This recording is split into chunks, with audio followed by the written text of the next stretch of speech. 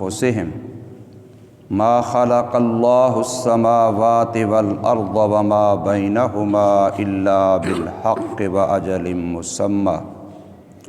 وان کثیرا من الناس بلقاء ربہم لکافرون صدق اللہ مولانا العظیم۔ کیا نہیں سوچتے وہ لوگ اپنے دلوں میں، نہیں پیدا کیا اللہ نے آسمانوں کو اور زمینوں کو اور جو کچھ ان دونوں کے درمیان ہے، مگر حکمت کے ساتھ اور وقت مقررہ تک، اور بے شک بہت سارے لوگوں میں سے اپنے رب کی ملاقات کا انکار کرنے والے ہیں۔ سورہ روم کی آیت نمبر 8 آپ حضرات کے سامنے پڑھی اور ترجمہ کیا ہے۔ پچھلی آیت کے آخر کے اندر تھا کہ وہ لوگ آخرت سے غافل اور بے خبر ہیں، البتہ دنیا کے صرف ایک ظاہری پہلو کو جانتے ہیں، دنیاوی زندگی کے صرف ایک ظاہری پہلو کو جانتے ہیں، دنیا کی بھی حقیقت سے واقف نہیں ہیں، اور آخرت سے تو بالکل ہی بے خبر اور لاپرواہ غفلت میں پڑے ہوئے ہیں۔ اب اس کی وجہ بتائی کہ آخر یہ غفلت کیوں ہے۔ وہ غفلت اس لیے ہے کہ اللہ نے انسان کو جو عقل کی صلاحیت دی ہے، جو انسان کو استعداد اور لیاقت عطا فرمائی ہے، جو علم سیکھنے کی اللہ نے استعداد عطا فرمائی ہے، جس کی وجہ سے یہ ملائکہ سے بھی نمبر لے گیا، تفوق اور فوقیت حاصل کی اس نے، یہ اس کو استعمال نہیں کرتا۔ ورنہ ایک تو آفاق ہے، پوری دنیا ہے، اس میں جتنی بھی مخلوقات ہیں ایک ایک ذرہ آخرت بھی یاد دلا رہا ہے اور اللہ تبارک و تعالی کے وجود کی حقیقت بھی بتلا رہا ہے۔ اور اگر آفاق نہ بھی ہو تو کم از کم بندہ، ہر بندہ اپنے اندر تو سوچ سکتا ہے۔ انسان خود ایک عالم صغیر ہے، پورا جہان ہے ہر انسان کے اندر، تو بندہ اپنے آپ میں تو کم از کم غور کرے، سر کے بالوں سے لے کے پاؤں کے ناخن تک اپنے وجود کو دیکھ لے کہ میری زبان کے گوشت کا لوتھڑا کیسے بول رہا ہے۔ باقی بھی تو وجود ہے، وہاں بھی تو گوشت ہے، وہ تو کوئی جگہ نہیں بولتی، صرف یہ بھی تو زبان گوشت کا ایک لوتھڑا ہے، کیسا فصیح بلیغ بول رہا ہے۔ آنکھ دیکھ رہی ہے، کان سن رہے ہیں، اللہ نے کیا کیا ان کے اندر قدرت، کیا کیا ان کے اندر صلاحیتیں، استعدادیں، لیاقتیں رکھ دی ہیں۔ وفی انفسکم افلا تبصرون، اپنی ذاتوں میں غور نہیں کرتے ہو؟ اپنے آپ کے اندر تو کم از کم ہر بندہ سوچ سکتا ہے، یہی علمی استعداد ہے، یہی صلاحیت ہے جس کی وجہ سے انسان اللہ کا خلیفہ ہے اور ملائکہ سے بھی افضل ہے۔ تو فرمایا ان لوگوں کی آخرت سے غافل ہونے کی وجہ یہ ہے کہ لم یتفکروا فی انفسہم، کہ یہ اپنی ذاتوں میں غور نہیں کرتے، اپنے دلوں میں سوچتے ہی نہیں ہیں۔ جب انسان تفکر کرے، سوچے، جیسے میں نے کل عرض کیا کہ روزانہ اگر ہم سورج کا طلوع ہوتا ہوا دیکھتے ہیں تو کیا اس کا غروب ہوتا ہوا ہم روزانہ نہیں دیکھتے؟ اگر چڑھتا سورج دیکھتے ہیں تو ڈھلتا سورج ہم نہیں دیکھتے۔ اگر دن کی روشنی ہمیں نظر آتی ہے کہ ابھی دن کی روشنی آ رہی ہے، جوان ہو رہی ہے، بڑھ رہی ہے، تو کیا رات کا آتا ہوا روزانہ کا اندھیرا ہمیں نظر نہیں آتا؟ اللہ نے اس سارے نظام میں یہ حکمت رکھی ہے کہ رات اور دن کا عدل بدل، سورج کا طلوع اور غروب، چاند کا بڑھنا اور کم ہونا، یہ ساری چیزیں ہمیں بتلا رہی ہیں اور ہماری زندگی اور ہماری زندگی کی حقیقت اس کی طرف اشارہ کر رہی ہیں، بشرطے کہ انسان سوچے، ان سے سبق حاصل کرے۔ فرمایا اولم یتفکروا فی انفسہم، کیا یہ لوگ نہیں سوچتے اپنے دلوں میں، اپنی ذاتوں میں، اپنے اندر غور نہیں کرتے؟ یہ ہے سیر انفسی، صوفیاء کے نزدیک یہ سیر انفسی ہے کہ اپنی ذات کے اندر سیر کرو، اپنی ذات کے اندر چلو پھرو، اپنے اندر غور کرو سوچو۔ اور سیر آفاقی ما خلق اللہ السماوات والارض وما بینہما، یہ جو زمینوں کا نظام، آسمانوں کا نظام اور زمین و آسمان کے درمیان کتنا بڑے خلا اور فضا، کتنے بڑی مخلوقات، دنیا سائنس کی آج کی ترقی میں بھی سوچتی جا رہی ہے، نئے سے نئے دریافات اور معلومات ہو رہے ہیں، لیکن ابھی تک وہ خود کہنے کو مجبور ہیں کہ جتنے کہکشاؤں پر ہم مطلع ہوئے ہیں کتنی اس سے زیادہ ہیں جہاں تک ابھی ہم پہنچ نہیں سکے۔ تو اس لیے فرمایا نہیں پیدا کیا اللہ نے آسمانوں کو اور زمینوں کو اور جو کچھ ان دونوں کے درمیان ہے الا بالحق، ان سب کے اندر حکمتیں ہیں، ایک حقیقت چھپی ہوئی ہے، اور ساتھ یہ کہ وَأَجَلٍ مُّسَمَّى، ایک وقت مقرر تک ہے، ہمیشہ ہمیشہ کے لیے نہیں ہے۔ جب آسمان بھی ہمیشہ ہمیشہ کے لیے نہیں ہے، زمینیں بھی ہمیشہ ہمیشہ کے لیے نہیں ہیں، رات و دن کا نظام بھی ہمیشہ ہمیشہ کے لیے نہیں ہے، سورج اور چاند کا نظام بھی ہمیشہ ہمیشہ کے لیے نہیں ہے، پھر ہم بھی سوچیں ہم بھی ہمیشہ کے لیے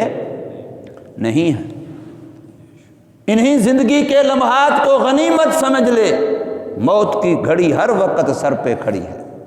ہر وقت موت کی گھڑی سر پہ کھڑی ہے، اور کسی کو علم نہیں ہے کس وقت یہ ڈور کٹ جائے گی، کوئی بھی نہیں جانتا، نہ ڈاکٹر جانتا ہے، نہ انجینئر جانتا ہے، نہ مولوی جانتا ہے، نہ مفتی جانتا ہے، کوئی بھی نہیں جانتا کہ یہ سانس کتنے لمحات چلنے ہیں۔ اس لیے فرمایا کہ زمین و آسمان اور ان کے درمیان کی تمام تر مخلوقات اللہ نے ان کو حکمتوں کے تحت بنایا، بے شمار اس کے اندر حکمتیں اللہ نے مخفی رکھی ہیں، وَأَجَلٍ مُّسَمَّى، اور ان سب کا ایک وقت مقرر ہے، اور وہ وقت مقرر قیامت ہے۔ لیکن انسان کے بارے میں فرمایا وَإِنَّ كَثِيرًا مِّنَ النَّاسِ، اور بے شک بہت سارے کثرت سے لوگ ایسے ہیں، انسان ایسے ہیں جن کے بگاڑ کی اصل وجہ یہ ہے بِلِقَاءِ رَبِّهِمْ لَكَافِرُونَ، کہ اپنے رب کی ملاقات کا استحضار نہیں ہے، کہ مرنا ہے رب کے سامنے پیش ہونا ہے، مرنا ہے رب کے سامنے پیش ہونا ہے، یہ بات دل میں مستحضر نہیں ہے۔ جب بچے کو پتہ ہے کہ میں نے ابھی استاذ کے پاس جانا ہے، انہوں نے مجھ سے پوچھنا ہے، بچے کو پتہ ہے کہ میں نے ابھی ابو کے پاس جانا ہے، ابو نے مجھ سے پوچھنا ہے، تو پھر اس کا حال کچھ اور ہوتا ہے۔ اور جب وہ اس حاضری کو بھول جائے کہ ابو کے سامنے بھی جانا ہے، استاذ کے سامنے بھی جانا ہے، پھر اس کا حال کچھ اور ہوتا ہے۔ تو انسان کو بھی غفلت لے ڈوبی ہے کہ یہ قیامت کو بھی بھول گیا، اور اللہ تبارک و تعالیٰ کی جو ملاقات ہے قیامت میں اس کو بھی بھول گیا۔ تو یہ اصل انسان کی کمزوری، اصل انسان کی جو بیماری ہے وہ یہ ہے۔ ورنہ جس بندے کو قیامت اور قیامت میں اللہ کے سامنے پیش ہونا، ملاقات، یہ 24 گھنٹے مستحضر ہو، کسی لمحے بھی یہ دل کی کیفیت ختم نہ ہو، تو ایسا بندہ پھر کسی بندے کے ساتھ زیادتی کرتے ہوئے بھی سوچے گا کہ یہ اس کے ساتھ نہیں کر رہا ہوں، یہ اپنے ساتھ کر رہا ہوں، اس لیے کہ اس کا خمیازہ میں نے ہی بھگتنا ہے۔ اور اللہ کے حق میں کمی کوتاہی کرتے ہوئے بھی پہلے سوچے گا کہ یہ میں خدا کا حق نہیں مار رہا، یہ تو میں اپنے پاؤں پہ کلہاڑا مار رہا ہوں، اس لیے کہ میں نے رب کے سامنے پیش ہو کے اس کی سزا تو مجھے ہی بھگتنی پڑے گی۔ فرمایا اور بہت سارے لوگ ایسے ہیں جو اپنے رب کی ملاقات، اپنے رب کے سامنے پیشی، اس کا انکار کرتے ہیں۔ میں کئی مرتبہ کر چکا ہوں، ہم لوگ سوچیں گے بھی ہم تو انکار نہیں کرتے، بھئی ہم انکار زبان سے نہیں کرتے، ہم انکار عقیدے میں نہیں کرتے، بے شک الحمدللہ، لیکن عمل ہمارا کیا بتلا رہا ہے؟ عمل کے ساتھ ہم غور کریں، عمل ہمارا کیا بتلا رہا ہے؟ رمضان مبارک کا مہینہ آتا ہے، من شہد منکم الشہر فلیصم، جس نے بھی رمضان کا مہینہ پایا چاہیے کہ روزہ رکھے۔ اب کتنے روزے دار ہوتے ہیں، کتنے بے روزگار ہوتے ہیں۔ اللہ تبارک و تعالیٰ کے نبی محمد کریم صلی اللہ علیہ وسلم کتنے بڑے رحیم ہیں کہ حضور صلی اللہ علیہ وسلم کے پاؤں کو لو لہان کرنے والے طیف والے جنہوں نے ہتک بے توقیری میں انتہا کر دی، لیکن حضور ان کے لیے بھی بد دعا نہیں کر رہے۔ جنہوں نے حضور صلی اللہ علیہ وسلم کے وجود مبارک پر اونٹ کی اوجھڑیاں ڈالی، سر مبارک پر گند اور کوڑا کرکٹ پھینکا، حضور صلی اللہ علیہ وسلم کی بیٹیوں کو طلاقیں تک دے دیں، لیکن حضور صلی اللہ علیہ وسلم نے ان کے لیے بھی بد دعا نہیں فرمائی۔ اور صاف سری سیاستہ کی حدیث ہے، میرے آقا فرما رہے ہیں میرا جی چاہتا ہے کہ میں بلال کو کہوں، اپنے مؤذن کو کہوں اذان دو، پھر ان کو کہوں اب نماز با جماعت کھڑی کرو، اور میں چند نوجوانوں کو کہوں کہ بہت سارا ایندھن لکڑیاں اکٹھی کرو، پھر میں محلے میں چلا جاؤں، جو بندہ مسجد میں جماعت ہو رہی ہے اور وہ بغیر عذر کے گھر میں ہے تو میں اس کے گھر کو بمائے اس کے تمام گھر والوں کے جلا دوں۔ یہ کون فرما رہے ہیں؟ یہ رحمت للعالمین فرما رہے ہیں، یہ رؤوف بالمومنین فرما رہے ہیں، جو اتنا مہربان ہیں، اتنا شفیق ہیں کہ ماں سے بھی زیادہ محبت کرنے والے ہیں۔ ہم ابھی دنیا میں نہیں آئے تھے، 1400 سال پہلے کعبے کا غلاف پکڑ کے رو رو کے ہمارے لیے دعائیں کر رہے تھے۔ وہ شفیق پیغمبر صلی اللہ علیہ وسلم فرما رہے ہیں کہ بغیر عذر شرعی کے جو بندہ مسجد سے مرد غیر حاضر ہے، لا صلاۃ لجار المسجد الا فی المسجد، جو نماز کے لیے مسجد میں آ سکتا ہے بغیر عذر شرعی کے نہیں آیا، فرمایا اس کی نماز اتنا ناقص ہے گویا وہ نماز ہی نہیں ہے۔ اتنا ناقص اس کو ثواب ملا گھر پہ پڑھنے والے کو، اور وہ تو گھر پہ پڑھنے والا ہے نا۔ ہماری تو اکثریت وہ ہے جن کے کان پر جوں تک نہیں رینگتی کہ بھی اذان ہوئی ہے کہ نہیں ہوئی ہے، 5 نمازیں بھی ہمارے محلے کی مسجد میں ہوتی ہیں کہ نہیں ہوتی، اذان ہوتی ہے کہ نہیں ہوتی، اور وہ ہمارے مسلمان بھائی ہیں۔ وہ کوئی عملی اعتقادی کافر نہیں ہیں، لیکن عملی طور پر وہ بیچارے کیا کر رہے ہیں؟ میرے آقا نے ارشاد فرمایا کہ کافر اور مسلمان کے درمیان فرق نماز کا ہے۔ دونوں اکٹھے بیٹھے ہوں گے، ایک محلے میں رہتے ہوں گے، ایک ادارے میں کام کرتے ہوں گے، ایک جگہ پر ہوں گے، اذان ہوگی نماز ہوگی، پتہ چل جائے گا کافر کدھر جا رہا ہے مسلمان کدھر جا رہا ہے۔ اگر دونوں وہیں اسی طرح مگن ہیں جس طرح پہلے ہی تھے تو پھر کیا فرق ہوا؟ یہ تو حضور صلی اللہ علیہ وسلم کے ارشاد ہیں، الفارق بین الکفر والایمان الصلاۃ او کما قال علیہ الصلاۃ والسلام۔ اس لیے ہم اعتقادی طور پر تو الحمدللہ انکار نہیں کرتے، لیکن عمل ہمارا بہت کمزور ہے، اور پھر جب کہا سنا جاتا ہے تو کہتے ہیں یہ تبلیغیوں کا مولویوں کا کام ہے، ان کو آرام ہی نہیں آتا، یہ تو ویسے ہمارے پیچھے پڑے رہتے ہیں۔